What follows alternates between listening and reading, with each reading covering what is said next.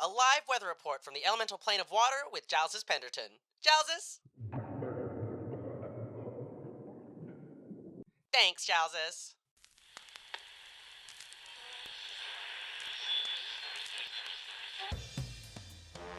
And now for our regular scheduled programming. Let's see what's happening in the magical metropolis of xan'moxie in this thrilling installment of Dungeons and Drag Quiz.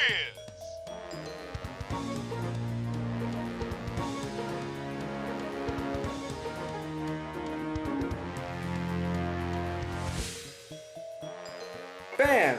Hello, everyone! Hello. Welcome to Dungeons and Drag Queers. I am joined today by my players. Why don't you introduce yourselves? I am Candice, and I'll be Tomcat for the rest of this evening. I am AJ, and I will be Cleo for the rest of eternity. And I'm Jack, playing Miriam Gargoyles for just long enough. And I am your Dungeon Master Peak. For just tonight, who are we playing tomorrow? Well, I'm not playing tomorrow, am I? I mean, we're all playing, aren't we? Life's a game. We're all Wow, playing. this is getting too deep. I did not sign up for this. So we're going to pick right up from there. But the question is, did you get off of the road? No, I imagine we were on like a motorway, and we've just pulled to the side obnoxiously. Okay, so like in my head, you were just stopped in the middle of the road and then just lined up all of your stuff across. No, it's got like, what do you call it on a that's motorway? true. It's like the rough? The mid-strip, or what? Okay. Like where you pull over. The when you gotta- emergency yeah, bit. yeah. I can't remember, it's got a name. The emergency stopping lane, something like that. Yeah. Something like that. Anyway. I mean, you're in the middle of downtown, so Yeah. I think you just The parked. dogging lane. Sure. Let's yeah. just say you parked. I parked. Sure. So you're just on the sidewalk. You've lined up all of your stuff, and you've got your briefcase of holding open as you, Cleo Fallcharges, are standing there looking deep into your briefcase where you've dropped your scrying orb, and your companions, Miriam Gargoyles and Tomcat, are there as well. What do you do? So I just said, I think we have to go inside my briefcase. And then the orchestra has gone bum, bum, bum. They have all the instruments, they're ready for that. Is And then that we're in the briefcase? Yeah, so it comes out as well. Okay, great. What do you mean go in the briefcase? I think the mystery is in my bag.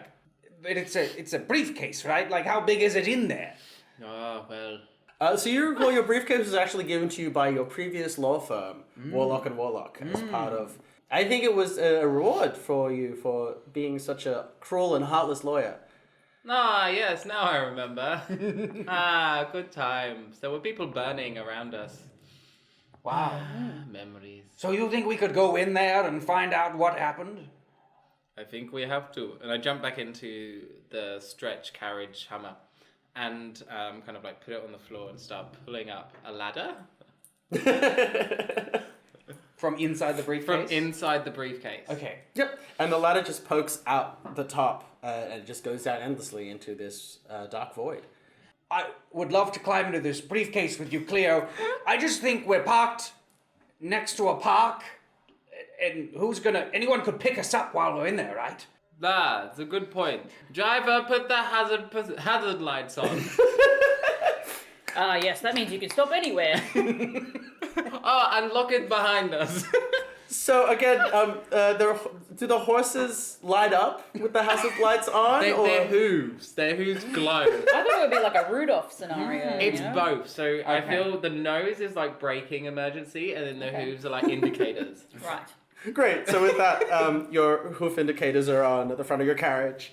And yeah, so the briefcase is just sitting open in the back seat of your carriage with a ladder sticking out of it. All right. Can I fit in? Oh, yeah. Yeah? The opening of the briefcase is small, but like it just kind of just magically accommodates you. Oh, okay. You can roll me an Arcana check if you like. Oh, actually, right, because of your training as a xan'moxie park ranger, you're obviously getting a sense that is an extra dimensional space. Of course, it's an extra dimensional space. That's the first thing you think of, but you don't necessarily start with it when you're discussing it with friends. Yes. Well, I don't know what any of this means, but I'm going in. Nah, please, after you. And Tom just kind of slides on in, and you just see a tail disappear. Ooh. All right. Yeah, Miriam will follow, like slowly climbing down. And I go in last, and I tell the staff to maintain defense formations, and I click something like, And then the briefcase just closes locked. Oh, okay. How do we get out? Well, I click it open again. Okay, great. You've just got like a little Like a car, garage? briefcase keys. Yeah. Great. Is it like when you go in the garage and you like open the door? Yeah, like that. Yeah. So the driver and the orchestra and the rest of the staff in carriage 5B form a defensive perimeter around your carriage. They lift up their instruments and are just holding them like guns, just ready to attack anyone. Could someone be on the drums like dum dum boom boom. Real boom. ominous music. As Cleo, you're the last person to go into your briefcase, and you close it behind you, and you hear the clasp shut. As everything goes black, and you are falling. You're all falling. You were going down the ladder, but then at some point the ladder disappeared, and you fall through the darkness, and you land safely, as if you hadn't fallen at all, in a completely white space. It's just an empty white void where the three of you are now standing. Lucky we always land on our feet. We're both face down. Pancakes! But Thomas just landed nicely. We get up. This is my meditation zone. I come in here often and laugh. It's very white. So there's no other kind of defining features? At the moment, no, it's just an empty white void. Even the ladder's not there. And how does one navigate in this void? I haven't fully mastered everything and how it goes, but I just tend to think of something and it appears where I want it, if that makes sense. So if I said hamburgers... A moment later, an empty hamburger wrapper appears in your hand. Oh, that's not what I asked for. Yeah, he's a miss. Sad. Cleo, you would never put just rubbish in here, especially a hamburger wrapper. You don't even eat hamburgers. That's a good point. I inspect it. Does it have any particular branding? Oh, God. Invent a burger chain. Right, let's invent a xan'moxie burger chain. Any suggestions? McDonald's. No, here's the challenge. Let's come up with Moxie Grill. Let's come up with something in this world that doesn't have the word Xan or Moxie in it. Okay. Okay. Here we go. Dun, dun, dun, dun, dun, dun. We got anything? Griswold's Gorgeous Grill. Love it. Griswold's Gorgeous that Grill. wins. That wins. Oh, and the mascot's just like a bear, just holding a hamburger, Yeah. winking at you. Yeah. Nah, he's doing one of your faces. The wink. The winky Wink. face. He's winking us off. Everyone needs a good wink off. But yeah, Claire, you would never eat at a fast food restaurant. Why is it so fast? They never. Oh, and I drop it. I'm also disgusted. That is not real food. Well, it's real gone, that's for sure. Who would eat fast food in your bag? Eugene. No? Who's Eugene? Oh, Eugene. You don't know Eugene. Ah, yes. Eugene was a pseudo dragon that I had as an intern. Then I didn't like him anymore. And so he's somewhere here. I don't know. What did he do to you? No, I don't know. Something probably that annoyed me. Existing, talking, war, you know. I believe there was a brief period of time where he was mind controlled by lizard people, which are real. They are real. They're real, are they? I ain't never seen one. Just because you haven't seen one doesn't mean it hasn't been. Just like this burger wrapper. Griswold. Anyway, you banished Eugene to your briefcase a while ago. I don't know if you've brought him out since then. No, but he's managed to get takeout delivered to my briefcase without me knowing. I am furious. Well, they did just open up Xan Uber Eats. That's He true. is dying. No, it has to exist, because that Uber exists. Yeah, that's true. Well, we need to find him, right? He's the one you think who's got your contract, which is also in here somewhere. Ah, yes. Let's go to where I kept him usually. And I go to reach for Eugene's quarters. Like Sure. a door to Eugene's quarters. You think really hard about where Eugene usually resides in your briefcase, and suddenly piles of objects just zoom into view. They just suddenly are around you. You're no longer in this empty white void, then instead you're surrounded by piles and piles of junk. Some of it you recognize, some of it is yours, but some of it isn't. What is going... Someone is squatting in my briefcase. And just to set the scene, what kind of stuff do you keep in your briefcase? I've got a Tamagotchi. It's like a Tamagotchi, but it was in a watch form. That was, what year is this, by the way? Oh god, it's I feel like we In may have... xan'moxie? Yeah, what's the year in xan'moxie? Gotta be 2020. it's It's a year ahead of the real world. this is where we are going to be a year from now in this mystical land. I will get back to you about the year at a later date. That's probably a good idea. Well, there's a period called the noughties and the 90s. It was yeah. An ancient and mystic period. Yeah. I think we're in like the 30s equivalent of our world. Oh, that's true. So, but we should... the 90s would have existed. So Yes, like at some point, the 90s 1890s. But the Yeah, they were- 30s are not that long away. So is it really the 30s? Oh gosh, no, Well, don't in say that. future- I feel so old. It's because I am. Yeah, Just so- say you got some old junk. Yes, it was a popular in a period of time, and I had one, and I looked after it well because I bought a person to look after it. I guess it's just like I put it on. a chunk of purple crystal that's just got a strap on it. Oh, please tell me it's on a skeleton's wrist. Absolutely. It's just a skeletal forearm. But you turn it on and it just blinks into action and glows purple. And you just see like a little caricature of a little creature with X's across their eyes. Nah, they are sleeping.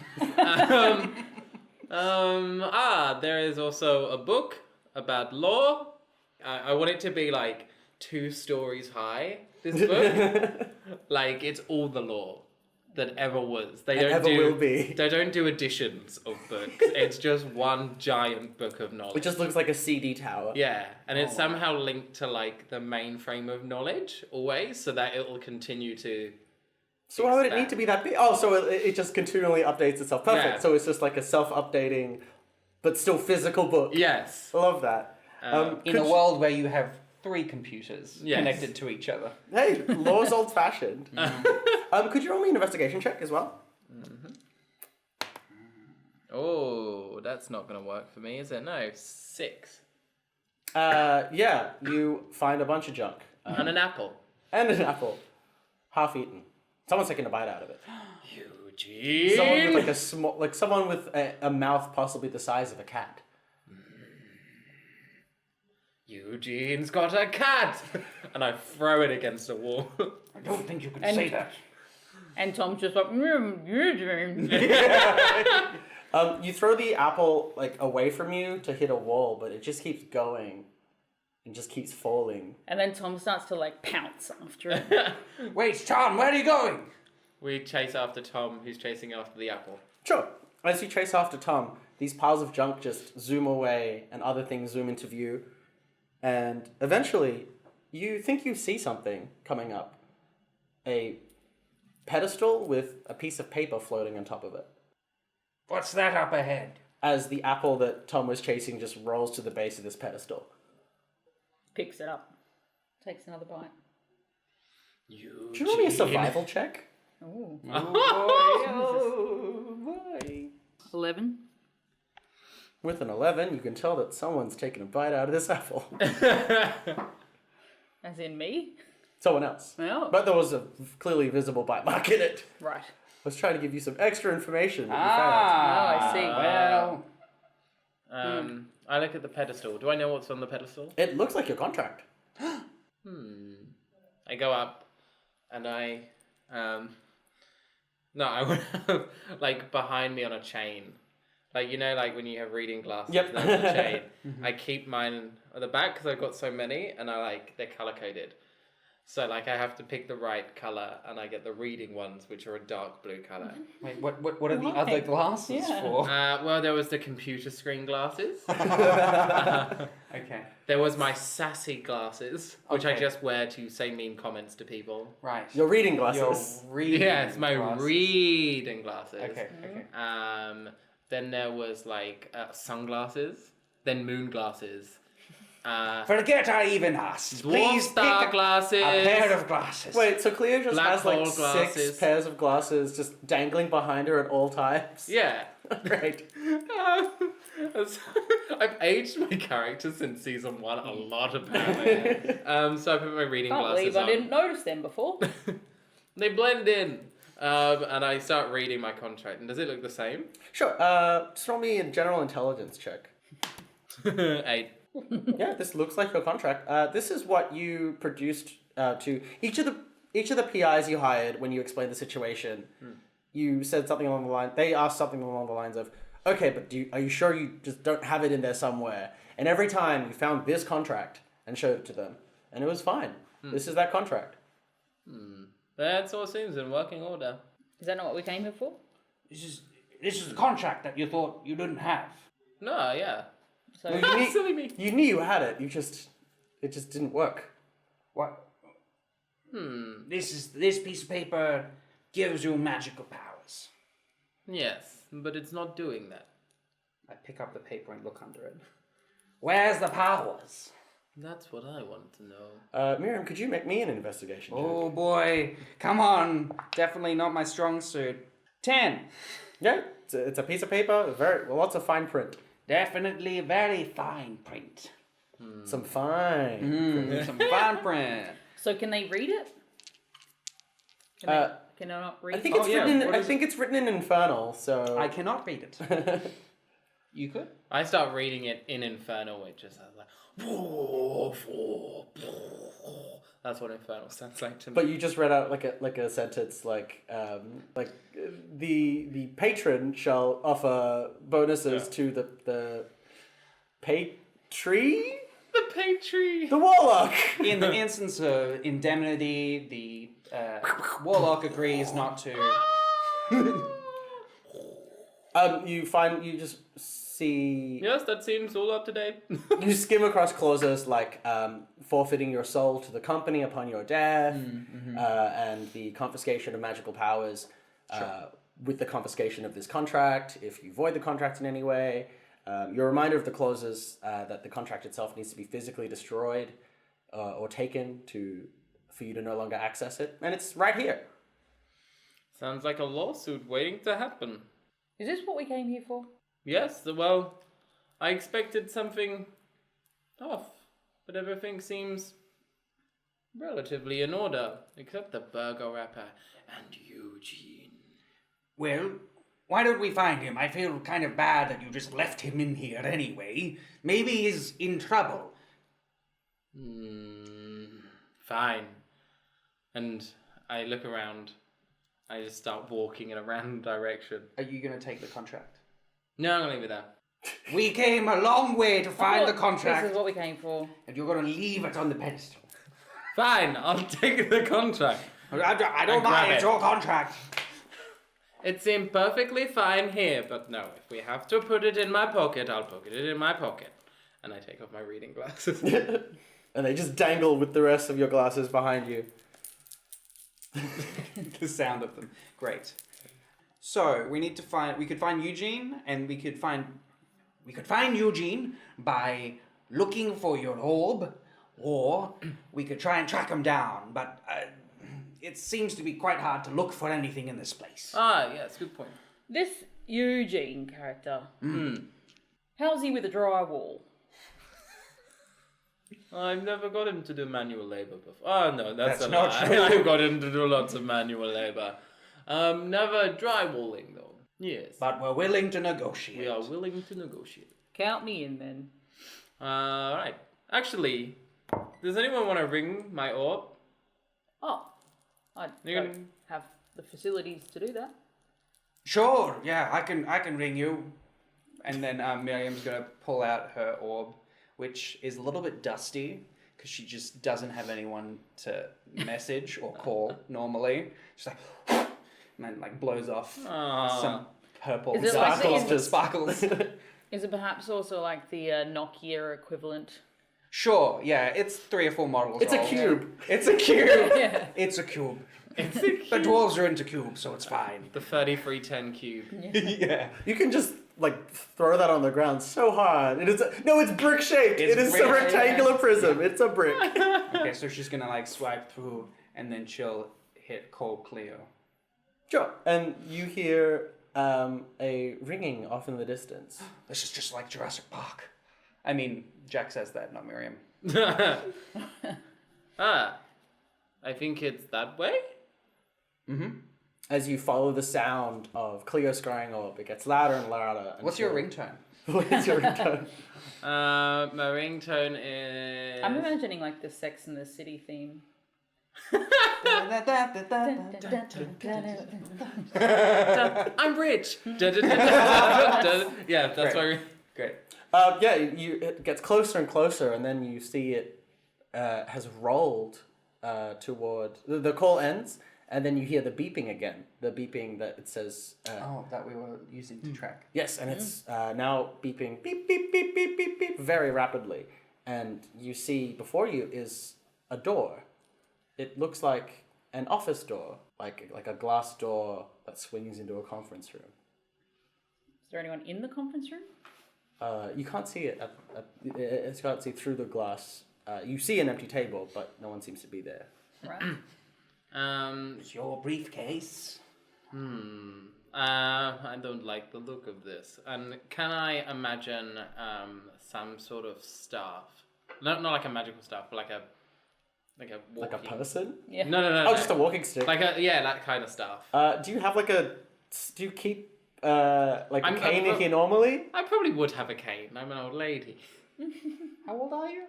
Old enough. Except for 100. Sure, Cleo's got Lady never an reveals. ornate walking cane, Yeah. and you just call it to you, and it just zooms into your hand. And I want it to have like the head of an eagle. Aw. Like, you know when you hold it and it's like an eagle. Yeah.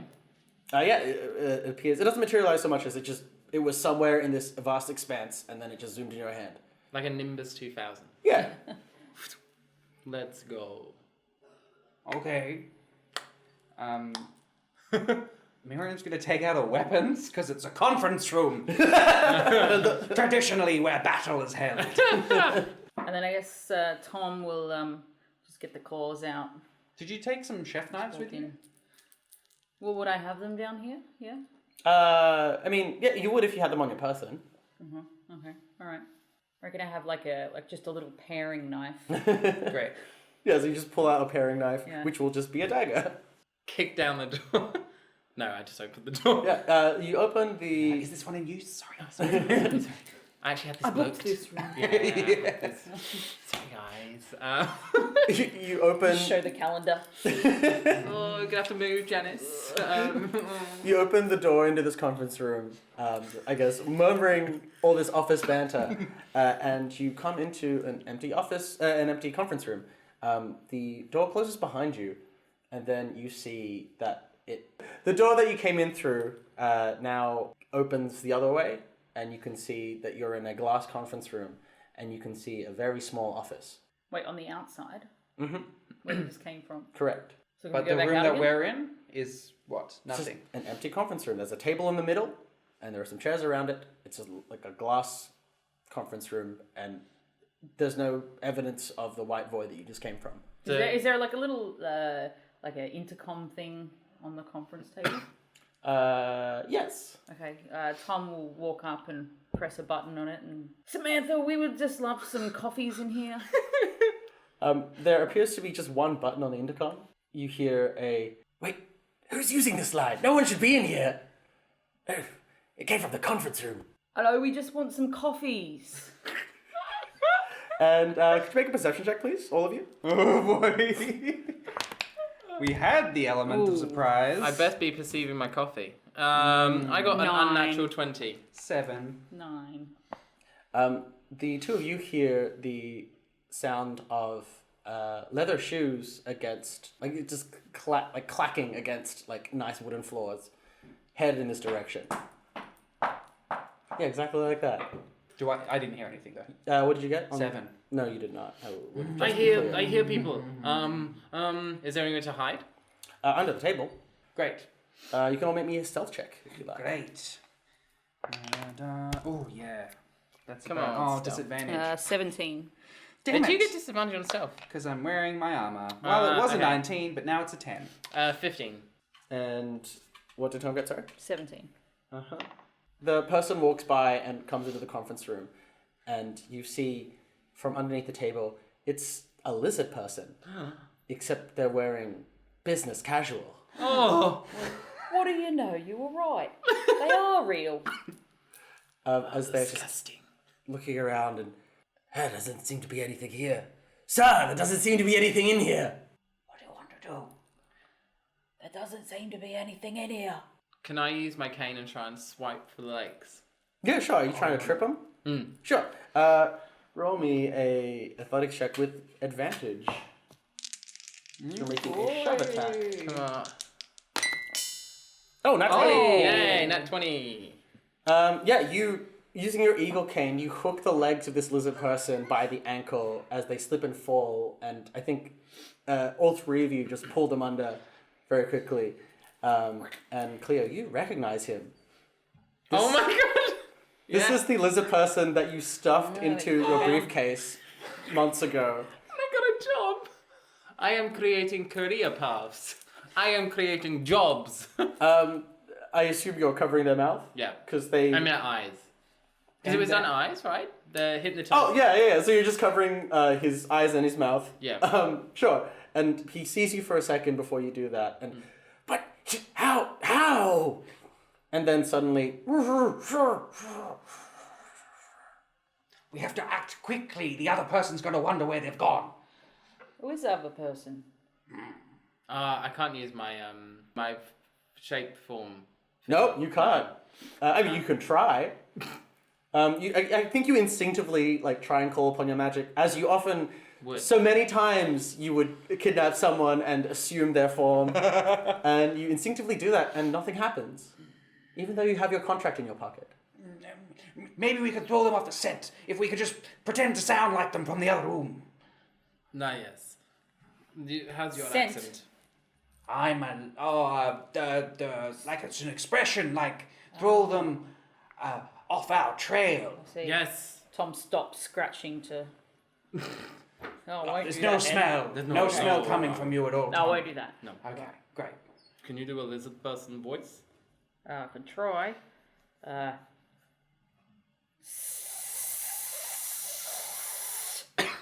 The lizard person you've captured just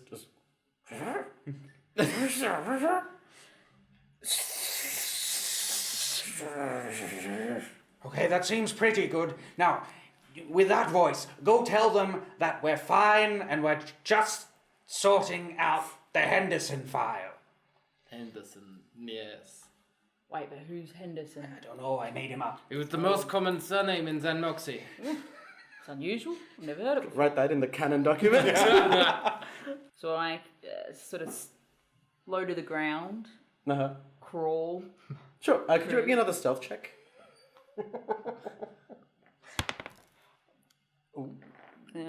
14. Yep. Oh, wow. So yeah, you Oh, yeah. crawl out and you hear the beating of tiny wings as you hear a Lizton! Lizton, are you here? Huh? And then so they can't see me. You see a small dragon, no larger than a house cat, flapping by. He's got some small spectacles that are slipping off of his face that he keeps readjusting, and he's wearing a suit that is far too big for him. So can he see me though? With your 14, he does not. Okay. He's flapping around looking for his list turn. So I'm just gonna say. Is there some kind of leak or something? What was that? And he flaps into the conference room. Liz Turn, are you in here? Am I in the conference room? Yeah, you're just underneath the table. Oh. I mean, have you poked your head out or? Well, yeah, I thought I was like crawling out to go. Yeah, well, he somehow has not seen you because you rolled very poorly. I You, think like, he's just flush looking. up against the door or something right. like that. Yeah. I'll stay on top of the Liztern. Why don't you go speak to them? Oh, okay. Lizard or normal? I mean, Eugene's gonna know who you are. Ah, yes, I remember that I hired him. I was there for his interview. It was anyway, and I roll out with my cane, and I want to like. So he's on one end of the board table, like here. I want to roll out this side and just appear, and just like, rise I slowly. think there's a chair that's like turned around. Yes! And you just spin around. I just Eugene, What? How did you get here? sit down. I will not. I'm no longer your intern. I am a fully fledged lawyer for Warlock and Warlock now, and you are Sit. nothing. He extends his small dragon hand. I need you to make a wisdom save for me. Oh! Damn it, me versus Eugene is gonna go. Oh, I don't know what that was because I'll roll again. The same roll. What was it? Wisdom. Wisdom save. Yep. 16. Flame appears around you as chains materialize and try to restrain you, but you break out of them as they shatter. Can and I have a dissipate. sword in my cane? Oh my god. I want to be that old school where it's like. Clear wood. She's very old money. Yeah. Yeah. So these chains are appearing around you, and you just slice them off. And Eugene says, "Nice work, but you're no match for me now. Not without your magic." Shut up! I think we're gonna have to roll initiative. Yeah. I nearly said roll Elizabeth. Roll Time to Elizabeth. roll Elizabeth. 16. What is it? 10. 20, unnatural. Damn, Tom. Right. So Tom, you're up first. So Eugene is hovering over this conference table. He has just cast a spell. Cleo is. I think you've stood up in the chair at this point.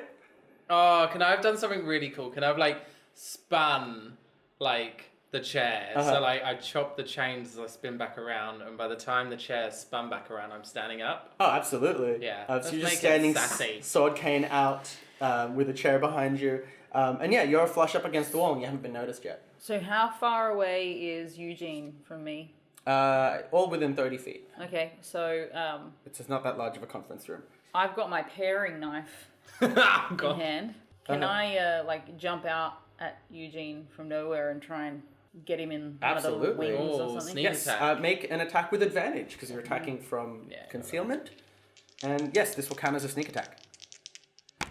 15, you will hit Eugene. Oh, Yeah. So I want to kind of like cut one of his little wings. Sure. So it's going to be a d4 for the dagger and then 3d6 for your sneak attack. Matt's 15? 15. You got it. Yeah, you just tear into Eugene's wing and he howls in pain. What was left of these flaming chains just disappears as you strike him. Yeah. Damn. And I guess are you standing on the table or are you just on I've jumped from. You know what I've done? Like a bit of parkour action. So I've actually pushed myself from the wall onto the table and then jumped up and then, Great, yeah. Yeah. And you've landed back on the table Yeah. after And then I've slashing. said something cool like, "You've been paired." Oh wait. And it's Cleo's turn. So I've stood up. Mhm. Tom is on the table. Yep. I want to what do I do? I want to jump on the table and go for I go into a fencing pose. Great. and I go for like a lunged stab attack. Yep. Piercing attack. Roll to hit. I guess the sword cane's like a short sword. So you can use your dex or your strength, whichever's higher. That was 18. Yep, that will definitely hit. That's a d6 to stab Eugene. On guard. 5. Plus your dex. 7. Great. You deal. Where do you stab him? Boop him on the nose. Cool. I think you catch his spectacles as well. Oh, and yeah. then just slide down your cane. That You means. just add them to your others. Oh my god, my glasses came from people that I beat in fencing matches. Miriam, it's your turn. Well, actually, it's Wait, Liz oh, turn's yeah, turn. not memento. But I assume you're now holding the Liz turn since Cleo's no longer. Yeah. So the Liz turn is going to try and escape. Well, they can try. He's gonna fail, probably. Yeah, I mean, 12 plus 7, 19. Yeah, that's it's base 3. So I think the Liz turn is you just clutch him even tighter, and his shirt is very wrinkled. And you, Oh no. his mouth is no longer covered, and he's, Sir, do you need assistance? Let me at him! And Miriam, it's now your turn. This is a tough gig for a first job, son. And then I'm going to force his head through the conference table. Is there like a hole for a Yep. phone? Uh-huh. Yeah, so I'm going to try and like do that. Sure, it's not that large of a hole, but absolutely. Just make an attack roll. Great. Impale him. 18 plus my strength. That'll hit, yeah. 22. Cool. So I'll treat that as an unarmed attack. Yeah. So you can just do a d4 plus strength for that. Sweet. 4 plus 4 is 8. Great. So 8 in total? Yeah, so you just push this Liz turn, try and force them through this conference table hole. And you think you hear some skin scraping. Can I do it again? Yes, you can. I've got 2 Since attacks. you have 2 attacks. All right. This time not as good. Am I proficient in this? Yes. So it is a total of 13. That will hit because they're not wearing any armor. It's Okay. like business clothes. That's right. Actually, business casual. That's Which is negative even armor. worse, yeah. 5 points of damage this time. Great. So the Liz turn is bonked in the noggin twice. But they're not through the hole. No. Oh, I was just trying to get them caught in there. That's fine. But they are in a lot of pain. Yeah. It's Eugene's turn, and he turns to see you, Tom, and I'm not supposed to see you for another month. Hello. What do you mean by that? Why? I'm the prosecution. Dun dun boom. Orchestra. It's a scandal. I never did it. Eugene thrusts his hands out as the entire office begins to shake. He's bleeding from the wing and he's not looking too good. But as he does this, the walls of the office shatter as Eugene and the Liz turn suddenly zoom away from you in the same way that the objects in your void zoomed away from you. And around the three of you, cubicle walls rise up, trapping you in, and you see all these other office furniture just manifesting in weird locations. And suddenly, you're in an office labyrinth. Hot desking. Oh no. And with that, we will go to our intermission. How will our heroes get out of this one? Find out after these messages. Hello, fellow xan'moxians. It is time once more for the featured citizen of the week. This week, we're commemorating Dennis Cowrie, one of xan'moxie's most cherished talking plants. Blooming only once every 100 years, people flock to the park wilds to hear his words of wisdom. Last century, Dennis proclaimed that capes are trendy again, but only the ones with high collars, the kind that make you look like a vampire. Thus, setting the scene for one of xan'moxie's most iconic fashion movements. We can't wait for this century's hot take, and for that, Dennis Cowrie, xan'moxie thanks you. Hey everyone, it's me, Peak, your Dungeon Master. Hope you're enjoying the episode. If you want to be immortalized as a figure in xan'moxie and a Citizen of the Week segment like the one you just heard, head on over to patreon.com/dndqau and sign up to the $5 a month tier or higher. Supporting the show helps us to grow and bring you a better experience. And if you can't donate, you can always tell your friends about us, leave a review on iTunes, or follow us at DNDQAU on Twitter and Facebook. If you're looking for an extra incentive to get on our socials, we're giving away some double passes to Sydney House Comic Con on the 28th and 29th of September. If you want to go to Comic Con and do and see some geek stuff, or if you want to come see us do a live musical improv episode, head to our giveaway post on Twitter or Facebook and tag a friend. We'll be announcing the winners live on Twitch on the 24th of September during our regularly scheduled episode from 7 PM Australian Eastern Standard. So if you want to win, you gotta hit us up at DNDQAU on Twitter and Facebook. Alright, that's all for now. Let's get back to the episode.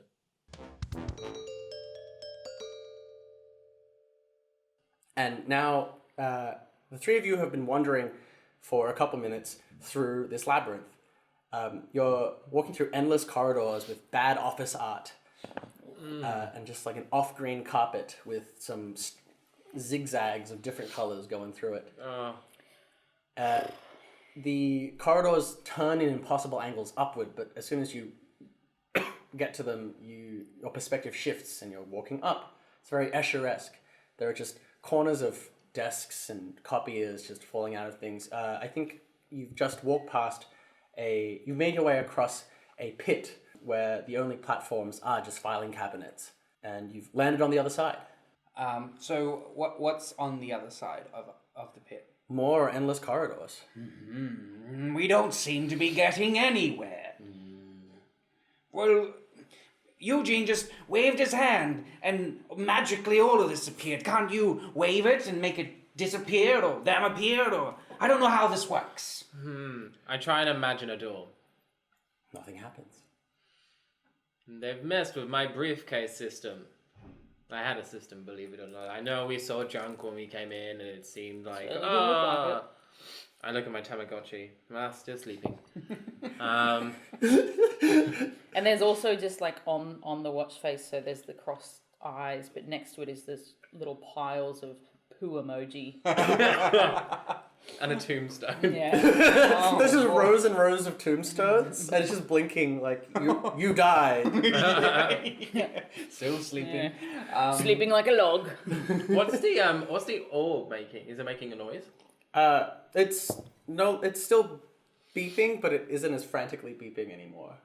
Was it beeping more or less in any other areas of the office? When you were when you found the scrying orb at the door to the conference room, it was beeping the most. But now it's gone back to more of just a general beeping. So we couldn't like walk around and use it to try and find our escape. Roll me a survival. I'm a survivor. Am I? 14. Sorry, I read saving throw and I was like, save me. Life has thrown me a curveball. So with an 11, you feel like the beep is just fairly inconsistent and you can't work out anything. You're just continuing through this office labyrinth. A stapler just flies your way. I grab it and just throw it down. Randomly flies at Cleo. Yeah, like it's just falling out of a wall. Maybe we need to get some high ground. See if there's something above this maze. Can we climb up the partition walls? Sure. You climb up the partition and it just continues growing taller. And you feel like you've been doing it for a minute and you've not reached the top. I look down. They look very far away. And for our observation? It looks like Miriam's just clinging to the wall next to you. Sorry, I haven't moved at all. But we seem far away. To Miriam.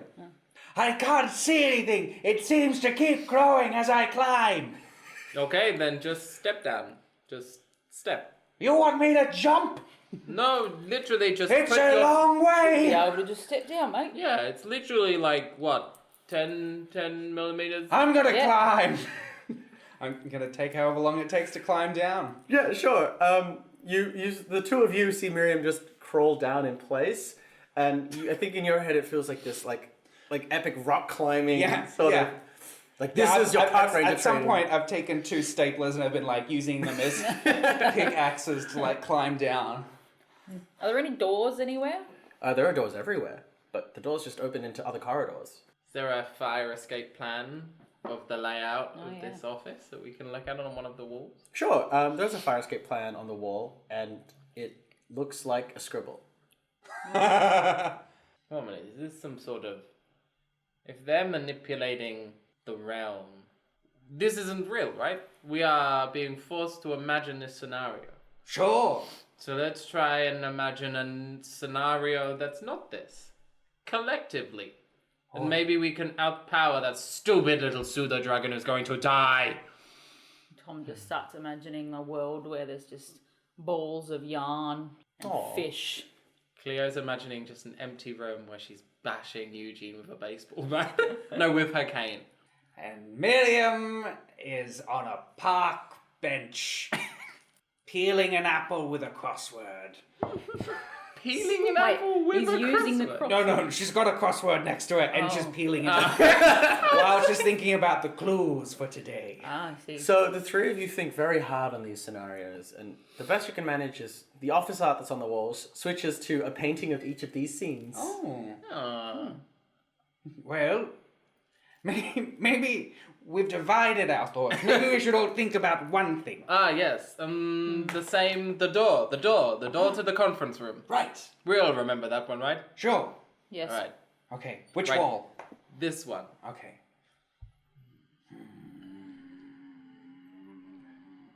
Oh, imagining the door. Could you all make me an intelligence save? Oh boy. Intelligence save. Oi. 5. Oh, 17. 7. Cleo succeeds, but collectively you fail. Cleo, you're able to imagine this conference room, and you almost see it materialize before you. But the rest of you get your thoughts all jumbled, and then it's just a painting of a door. Guys, we were so close. What were we doing? I was like, I kept seeing the yarn. I think I got the first clue on the crossword. what was it? Suddenly, the three of you feel a sense of vertigo as the corridor that you're standing in suddenly tilts to a 90-degree angle, and you begin slipping and falling. Could all make me dexterity saves. I'm gonna try and grab this stapler. Yeah, I'm gonna cling into the. Dex. Oops. Nope. What Saving is it? throw. Tom has advantage because you have a climbing speed. Unnatural 20. Non-natural 20. Same thing. Yes. Where are you? So that's a 19. Yeah, so all of you, what do you grab onto? Miriam's got the 2 staplers from before, and she's like stapling the carpet, and she's picking up the wall or whatever. Yep. Yeah. And Tom is just clawed in. Yep. And I've used my cane and kind of lodged it in the door handle of one of the fake doors. And you're all safe as you see objects begin just falling down that were further down the corridor, desks and filing cabinets, and you hear a big rolling, and it looks like a trolley full of sandwiches, a gigantic one, is hurtling in this direction. What do you do? Try and get a sandwich. It is so large that it takes up the entire corridor. It will crush It us. will crush you. So there's no So if it's a trolley though, it's got openings. Mm-hmm. Can we not? It's almost as if he's given us some sort of trolley problem. I think we killed. There were 2 passageways. Yeah, we killed it. We killed the one that I don't die in. That's the one. Yeah, so there are openings. You'd have to make me an acrobatics check as it passes you to go through. But before we get to that, what are other people doing?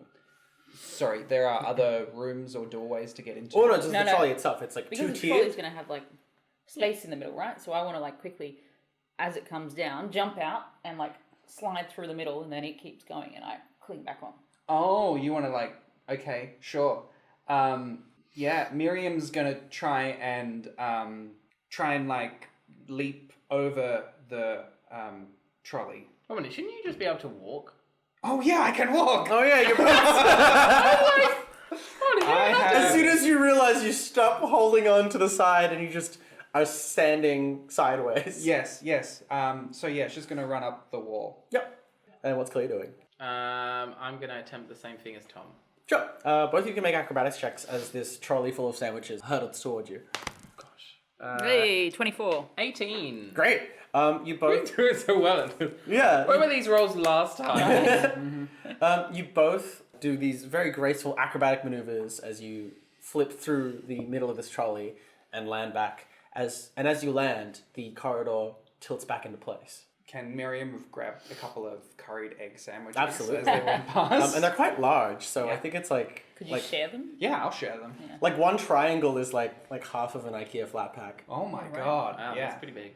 there you go. That's some nice hems. And then What's I'll that hold it out hem's for worth? you to get your paring knife and cut it up. You cut it like Small small triangles. But it takes forever because it's such a small knife. And I'll help. I'll get out my sword. You have a little bread picnic. Yeah, we're having a little picnic. We're taking a break from, eternal damnation. it's almost as good as a toasty. Almost. This is so disgusting. I can't believe I hired someone who didn't put cheese in their toast. Sorry, tangent. No, I'm with you. It was weird. We need to imagine the door didn't work, alright? We need to imagine something we all know intimately. But did that shift do anything? Like, did that kind of, like, if we keep walking, are we now going to get somewhere? I mean, you're always getting somewhere. As you keep walking, the office just changes to accommodate where you've walked. But you could hear the trolley still speeding that way. Should we have followed the trolley? It did have delicious food on it. You're taking the sandwich with you? The giant Yeah. sandwich? Yeah. Just dragging it along. Yeah, let's follow the trolley. Could you all make me perception checks? Man, not rolling well in the perceptions today. Whoa, Seven. 23. Unnatural 20. 23, unnatural 20. 7. So, Tom and Cleo, you hear something coming up. It sounds like a rattling. It sounds like things are being flung against each other. And you feel like it's coming this way. From where we're walking to or behind us? From where you're walking to. So things are coming back this way now. Mm-hmm. It doesn't sound like the trolley. It sounds like things hitting other things. Violently. That doesn't sound particularly cozy, guys. Can we What doesn't sound like what? hide under something? Is there a desk we can hide under? Conveniently, yes. There is just like half a desk just sticking out of the wall. You can all make stealth checks if Like you'd like. Philadelphia Project Melty into the wall, or like... Philadelphia. I don't know what that is. Okay, we will come back to this. Great. I got a 9. Yep. I got 11. What were we doing? Stealth checks if you'd like. Oh, 3 was my lower one, plus 5. 8. It doesn't matter because this thing got a 20. Wait. From underneath the desk, you see the corridor contract as suddenly there is a different part of the office. It looks like the reception area is just speeding toward where you are. Like this corridor that you're on just is condensing. And standing in the way appears to be a vaguely humanoid shape that is towering over the three of you, made of objects that are just orbiting this creature violently. It has a collection of random objects, pot plants, mugs, staplers forming most of its body. One of its arms, it has a water cooler attached to it, and its other arm is a giant stapler. And it sees the three of you, and its stapler just goes to grab the desk, and it pulls you out of the wall, and it is crushing the desk as the three of you are hanging on for dear life. And I'm going to need you to roll initiative. Okay. That's terrifying. I got 13. 18. 22. And it is Tom's turn. How far is the floor away? The corridor has suddenly gotten tall, so it looks like it's quite a drop. And it's made from objects, this thing. I've got cooking utensils on me. Yep. No. I feel like that's just going to add to our problem. Give him more appliances. So is there anything under the stationery? Or is the stationery making up the body of this thing? It's making up the body. It's all the objects are just like orbiting around it in the vague shape of a hulking golem. Okay. What's the girth of its arm? Yep. Go on. Tell us the girth. Of the arm. Is quite large. Like it would the stapler itself that forms one of the hands. I would say is the length of about the size of a small chair. So it's got its stapler hand holding the desk, yeah? Mm-hmm. So I want to kind of like parkour my way up its arm to try and like just... What's its eyes made of? I would say there is there is the office kitchen microwave is its head, and it's on, and there's just something rotating inside. Okay. All right. Well, I want to go up there and try and like stick my paring knife into something to hopefully like Sure. electrocute. I'm making an athletics check An electric check. or acrobatics. Make him a handyman check. I prefer acrobatics. Unnatural 20. Sure. With an unnatural 20, you flip from underneath this desk, and you parkour your way up this creature's arm, and you make it to the shoulder region. And yeah, there is just a bunch of objects orbiting around its head, including this on microwave. So can I stab the microwave in like some sort of electrical... It's got a plug, and it's just loosely flying around. It's not connected to anything. But it's on, right? It is on. So is there not like, I don't know, What blows up microwaves? tin foil? Did you have... You put it in the microwave and quickly shut it. Yeah, sure. Should maybe an athletics check for me as you grab some tinfoil that's just orbiting around. Well, no, this I would golem. have it because I do have like my. Oh, sure. So cooking- you just got your like, my handy chef's- tinfoil. Your own chef. foil. It's just attached to your belt, and it just the roll comes out. Sure. But as you go to open this microwave, you see that it's closed shut, so you'll have to force it open. So maybe this athletics check. Not good. 4. And with a 4, you've got the tinfoil at the ready and just trying to open the microwave. And that's your turn. It is Miriam's turn. You're Cool. hanging on for dear life. We're hanging, so it's picked us up on the table, on the desk rather. Okay, so Miriam's going to click her boots again using a bonus action to hold on to the table. Yep. Can she? So her boots are glowing, and she's using the spider climb feature of that. So she's standing on the table, and she's going to have a couple of swings at the golem. Yep. Where are you swinging? What's within range of me while I'm standing on the desk? on the desk? Well, I mean, you could reach like halfway up its arm. Sure, yeah. I'll go for the arm Sure. a couple of times. Sure. Roll to hit. Cool. 19 and 15 plus lots. Yes, those will both hit. Okay, cool. So 11 on one hit and 7 on the other. Bashing away at the arm. Cool. So you're bashing away at the wrist of this golem, and the stuff is just falling off of it. Yeah. And you're loosing it from the orbit of this creature. But it doesn't seem to be phased. You're not sure if it has feelings or emotions. I'm not sure if it has feelings or emotions. It is its turn, and it staples the desk in half and tries and tosses it aside. Okay. So guess we're going. Cleo and Miriam are both standing on that. I'm going to need you to make me dexterity saves. 16. 9. Miriam, you are flung across the corridor, and you're going to take an amount of damage. Ooh, 16 damage. Woof. As you slam against the wall of this corridor. Cleo, you managed to jump to safety. Where are you jumping? You could jump further up the golem, or you could... I jumped further up the golem, yeah. Sure, so I think you can like swing as it's trying to throw you away. You manage to climb up its arm, but you are still hanging on. The golem takes its other hand, which is a water cooler, and points it at Tom. And it fires a barrage of styrofoam cups at you. Which is going to miss. But they are all filled with water, and you are getting a bit wet. So they fly past you, and they empty out on you. Tom just takes his chef's jacket off again and starts wringing. And right then. that makes it Cleo's turn. You are hanging on the arm of this golem as it's bringing its stapler arm down to its side. Can I stabilize myself on the arm? It is currently down, so you'd have to climb up or just fall off. Climb up. Sure. Make me an athletics check. 4. You try to climb up the arm, but the objects that you're grabbing just float away, and you're just sliding down the arm. You are falling. You fall and hit the ground, but safely, because you fall into a pile of junk. What do you do with your turn? Are there any Allen keys around? Any floating Allen keys? Make me an investigation check. 16. With the 16, you do find a loose floating Allen key. Oh, and we have a physical one right here. That's what happens when you enter the house of a lesbian. Allen key always in arm's length. I think that's the thing that you grabbed and fell off on. So you're just holding it. Cool. Can I like have fallen close to the foot of this being? Sure. And start trying to disassemble furniture? Its furniture foot? Sure. It's got like an armchair as one of its feet, and you're just disassembling it. Make me an attack roll. IKEA must rise, but IKEA must fall. 15 plus, what would that be? Strength? I guess... Dexterity? Yeah, I guess dexterity. 17. Yeah, sure.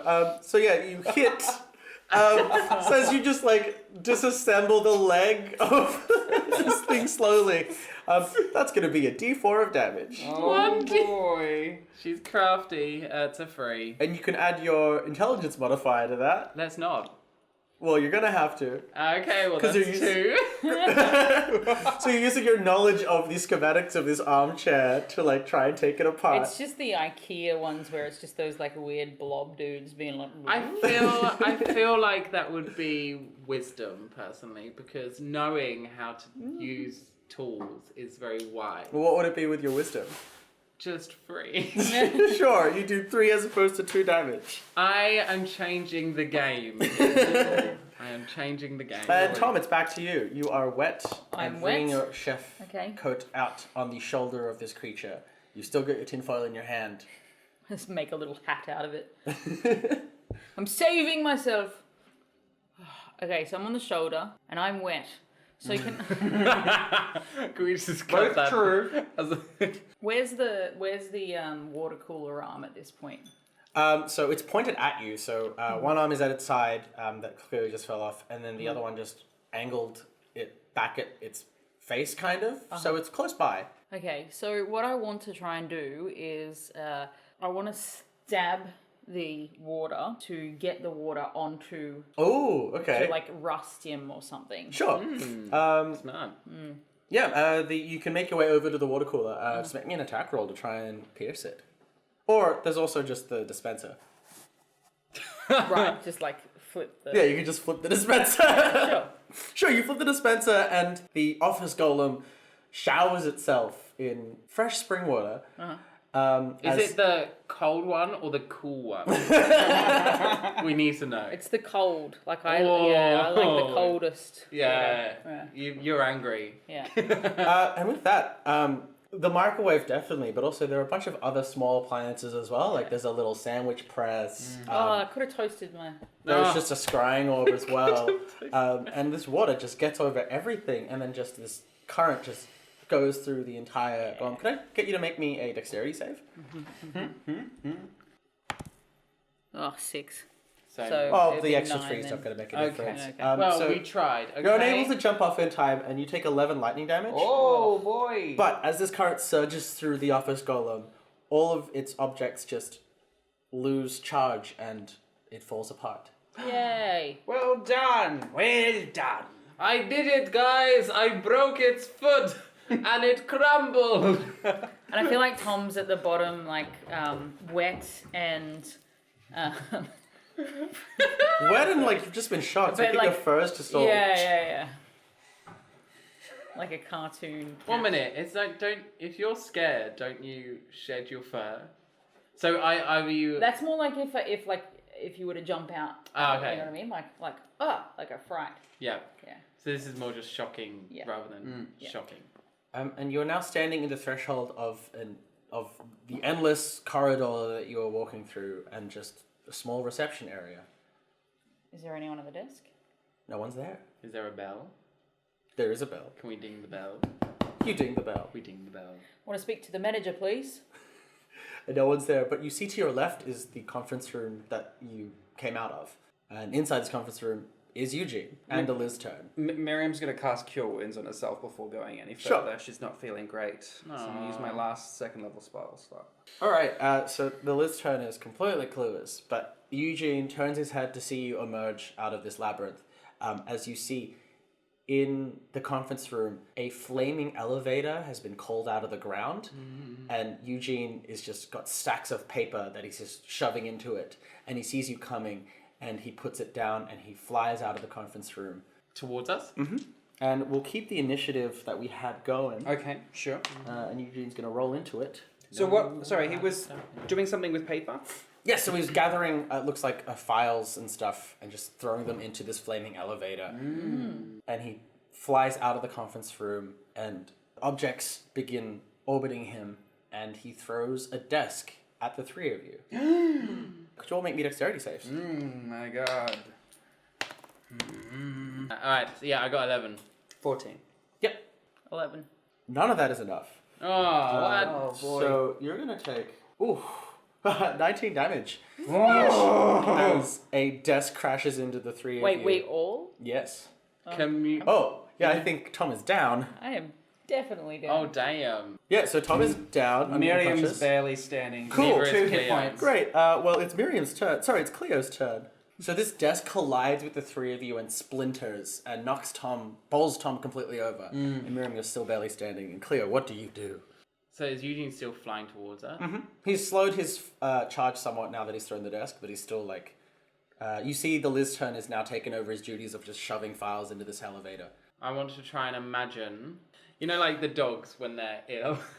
The cone. The cone. I want to try and imagine like a cone around Eugene's neck. So you think about this sick pet cone. You imagine it around Eugene's neck, but instead it zooms from behind you, as if from somewhere else in your briefcase, and appears in your hand. Because you definitely had one of these in your briefcase at some point. Well, yeah, I had to put him in it when he started talking back to me. Exactly. Oh my god. And he was ill with back chat. So you've just summoned it from elsewhere in your briefcase, and where it's come out of, it just burst through a wall and teared it, and behind it you see, like, it's torn like it was made of fabric, and there's just a white void behind where it came from, and it's now in your hand. Seeing that, I now want to imagine all my pens and my pencils and all of... I have a protractor, a compass, and I just imagine them all flying straight towards... Eugene? No, the intern. Oh, yeah. Further, beyond Eugene. Great. Could you make me a spell attack roll, which you haven't done in a while? +2. 9. Aw. So you're a bit rusty at wielding objects, but you do manage to summon all of the pens and sharp things that you had in your briefcase as they begin tearing through the office wall behind you into this office, and they all collide with the door of the wall of the conference room. And at first they just fall off because they're just pens and things, but there's so much of it that eventually it begins to crack. You haven't quite made it through yet, but that is your turn. It is Miriam's turn. I feel like balls. Imagine. And then she's gonna use her action to cast Cure Wounds using her last spell slot on Tomcat. Yep. Who gets 5 hit points. And so you're just on 5 as you return to consciousness. You're still on the ground, but you are awake. Your eyes fly open, and you just see a parade of pens and other sharp things just going downstream. I'm gonna, I've got movement left, right? Mm-hmm. Can I drag me and Tom out of, like, direct line of sight of Eugene behind something? Yeah, sure. Yeah? There's probably a desk around that you can just duck behind. Cool. It's now Eugene's turn, and he looks you dead in the eye, Cleo, and says, "I wish I didn't have to do this." Is he being hit, though? Does he have to, like... Oh, he's, like, flitting through all this to not be hit. But you did direct it toward the conference room. But isn't he flying from there? Yes, but he's flying How's he through still it. got wing? I cut his wing. It looks like it's been... could you make me an investigation check? I will investigate that. I just woke up, but... 18. With an 18, Tom's wondering what's wrong with his... Like, why isn't his wing not working? And it looks like it's already healed over. Ugh. As if by magic. Little dragon.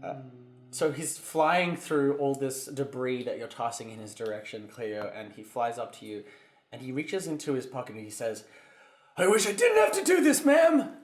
And he pulls out your contract. And he goes to tear it.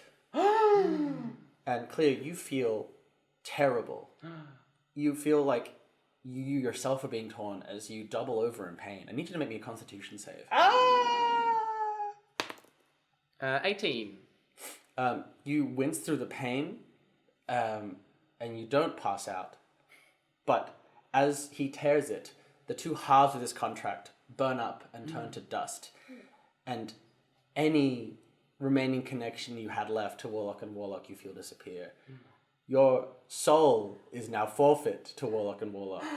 Were you to die, this contract has been destroyed, but they will still own your soul. You are feeling sick and terrible, but you're still standing. As Eugene drops the remainder and says, "Your move." But it is Tom's turn first. And Tom takes... Tom comes... No.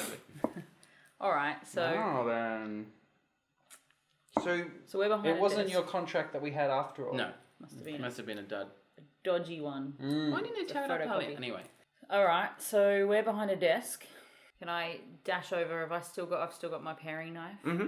And just lunge at the Yep. same wing. Sure. Make an attack roll. 12. With a 12, Eugene just flies in the other direction, just out of your reach. And it's Cleo's turn. And Eugene says, "Delilah said you were a lost cause, but I was still holding out that we could bring you into the fold. back into the firm. I now believe that's no longer the case. You are officially fired, and your soul is forfeit to be collected upon your death, which will be soon. So just to clarify, so the magic that's kind of been drawing on to imagine the briefcase and all of these items, right? That's just a property of the briefcase, correct. not an internal magic thing, right, from the contract. Okay. I think she's down, and she's in that pain. She feels like somewhat slightly like lighter, because like there's no like demonic force. And then when Eugene mentions Delilah, she remembers all the stacks of like leftover paperwork and letters that she had written, and all the stuff that she had to do as part of her job that was just left in the briefcase because it didn't get actioned. All the letters that she wrote, being sassy about Delilah, all of like the half-eaten lunches, and everything in the briefcase that had accumulated from work over that time, and just floods it straight at Eugene as much as she can. Yeah, great. Make me another attack roll with advantage this time. Oh boy, come on, please. A good old 12. And with a 12, you direct all of your force at Eugene, That would have been epic if it was good. and he dodges out of the way. But this combined with the pens, you bring down the wall separating the conference room and the office as the glass shatters, as all of these objects just flood into the room where the Lizturn is shoving things into this elevator. As the Lizturn, you see he's got a look of panic on his face, and he jumps into the elevator and closes it.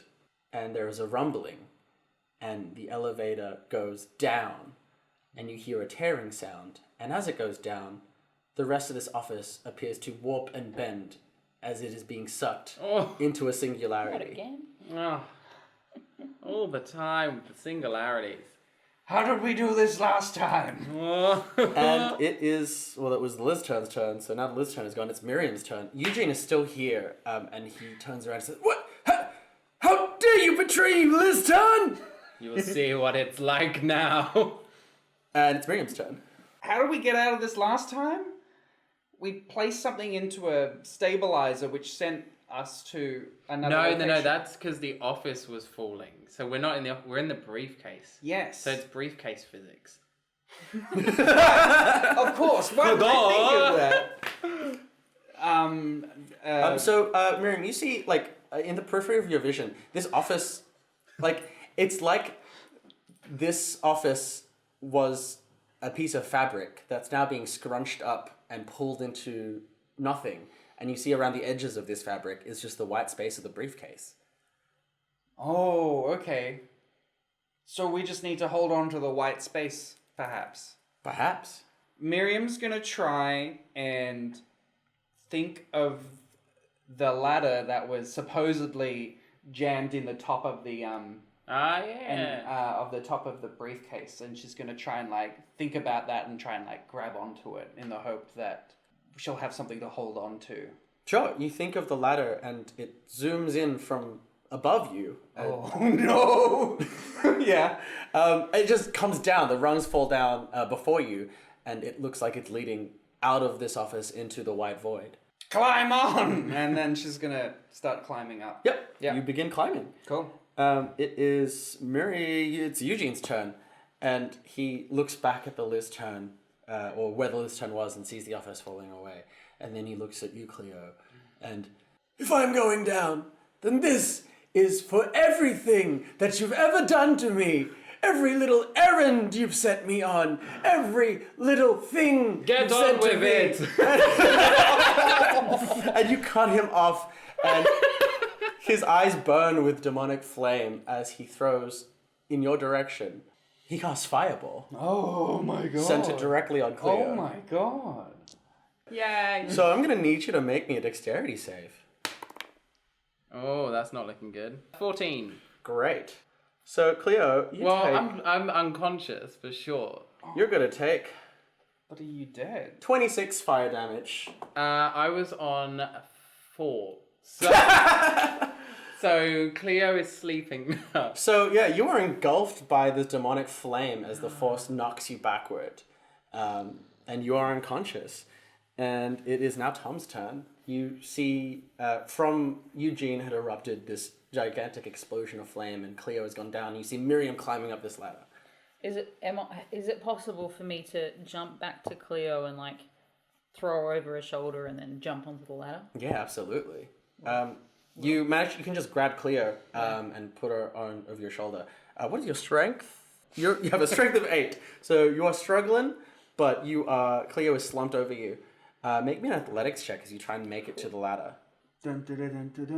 That's a 15. So with a 15, you have this burst of adrenaline as you take the charred body of Cleo over to this ladder as Eugene is flapping after you. And you make it to the base of the ladder, and it's Miriam's turn. The office is gone. It's just disappeared. It's contracted entirely. Yeah. And now it's just white space. But now you see the white space collapsing Into nothing. nothing. And all the objects around it are just being pulled. And as soon as it reaches the nexus of where the elevator was, it just shrinks and gets smaller and smaller and disappears. And you feel a force pulling you backward, but you are still hanging on this ladder. At the base of the ladder is Tom with Cleo slung over his shoulder. Great. Is the ladder to me connected to the portal, like the base? I mean, of the it briefcase? was shut. You're right. She did close the briefcase. Where's your clicker? Somewhere on my child called. Oh my god, this is so dire. Well, it has a clicker, but that doesn't mean you can't do it manually. True. Okay, You could cool. Miriam's gonna try and climb the rest of the way up the ladder if she can and open the top Yeah, sure. of the briefcase. Make me an athletics check as you climb with speed. Man, come on!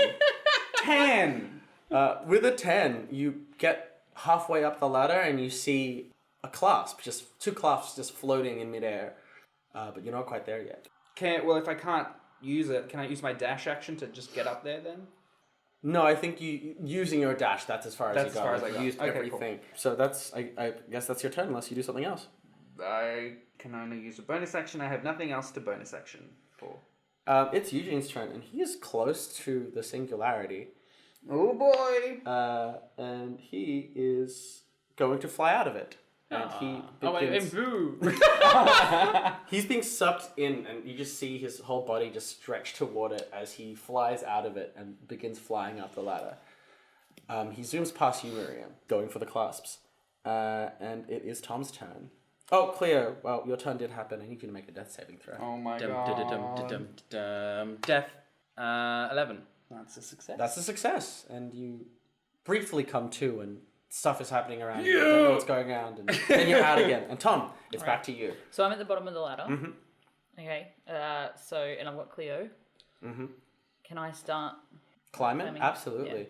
Make me an athletics check as you're climbing up this ladder with another person. Ooh. 16? With a 16, this adrenaline is still like keeping you going. And you are just, I guess, almost one-handed climbing this ladder with Cleo. Is it like the bodyguard playing like the? Oh Yeah. yeah. Absolutely. That's the wince of life I got. It was just to imagine the music. And you're catching up to where Miriam is. And we are back to, it's Cleo again. I need you to make another. Again? How am I that quick? Well, because I skipped you when it was Miriam's turn, but you actually go before okay. Miriam. You could roll a natural 20. Yeah, you could possibly come too. Nope. But that is another success. Yeah. So you are, One slowly step stabilizing. closer to success. And now it's Miriam's turn again. So she's got 2 choices, right? She can get to the clasp and open it, or she can kill Eugene. Yeah, you could hit Eugene if you want. How close is the singularity looking? Objects are just now flying toward it, and now the bottom of this ladder is like bending and stretching toward it. Okay, there's no time. I'm going to try and open the clasp. Yeah, sure. You make your way up the ladder, and you get to a golden clasp, and you force it open, and suddenly you see the white space above you just open, and you see the interior of a carriage. And you climb out, and you fall out. And as you fall out, so does this ladder. As Tom and Cleo get to the top of this ladder, and the three of you fall out into the street. Out of the carriage door. Out of the carriage door, and all of Cleo's staff turn around, instruments at the ready. And then there is a rumbling as the briefcase flies open and objects begin pouring out of it and filling the carriage. That's Eugene. And the carriage bursts as across the street, maybe a quarter of all of Cleo's belongings that was in this space fly out and erupt outward as you see Eugene flying off into the distance. I would like to take out my longbow and take a shot at him. Absolutely. I'm going to use my planar warrior as well. Roll with advantage for this. Sweet. Natural 20! Oh, yeah, roll damage for Oh that. my god. Okay, so I I'm just need... gonna let you know that you have an orchestra at your beck and call if you wish to attack me. I can't. One, But, 4. Okay, cool. 26. 26. Are you shooting to kill? Yes. Then tell me what happens to Eugene. As he flies, you see this small pseudo-dragon fly out of this eruption of debris. His too big suit for him is like weighing him down as he starts trying to take it off to fly faster. As you line up this perfect shot. I just want to like sever like the head, so like his head will just like tumble off and they just start falling. Great. Into two separate pieces. Yeah, as the arrow glows green and then just like flies And at you him. can bisect Eugene entirely as he begins falling to the ground, and his clothes go up in flames, but the pseudo-dragon is still there, and he falls onto the street, and there goes the lifeless bits of Eugene. No one blows up my friend. And we're out of initiative, and Cleo, I need you to roll me one more death saving throw just to make sure you stabilize. Surely someone in this orchestra is a medic. Yeah, I think Ratatouille. I think you just have like a first aid marshal like on stuff. Yeah, they stabilize you. You're still unconscious, but the rest of you are out. There's just piles and piles of stuff now out on the street, as well as the exploded remains of carriage 5B. What do you do? Favorite carriage. Well, out of habit, Tom just starts trying to steal all of the shit. I like that. That's a great instinct. Just pocketing You're gonna go things. far. I'm like, oh. One of your staff pours a healing potion down Cleo's throat, and you come to. Eugene. Don't worry. I got him. She does that for a minute. And yeah, with that, Eugene has been vanquished. The newest lawyer in service to Warlock and Warlock is no more. But then you remember what he said about the trial being in a month. With Eugene out of the picture, they're still going to send someone else. Warlock and Warlock is still on the case to prosecute Tomcat. It looks like we're going to war with Warlock and Warlock. Wasn't that a thrilling conclusion? Join us next time for another riveting installment of Dungeons and Drag Quiz!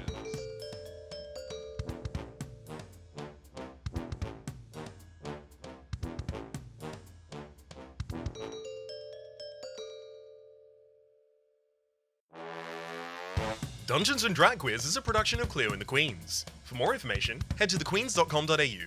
That's the kwqueens.com.au. The City of xan'moxie is written and run by the DM up in your DMs, Peak Distapan.